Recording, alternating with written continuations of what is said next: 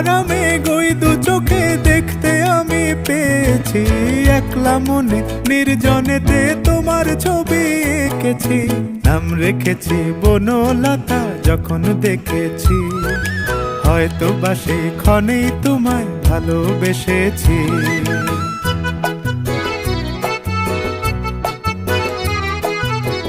বনলতা কথা হয়ো না গো কুণ্ঠিতা, বনলতা কথা হয়ো না গো কুণ্ঠিতা।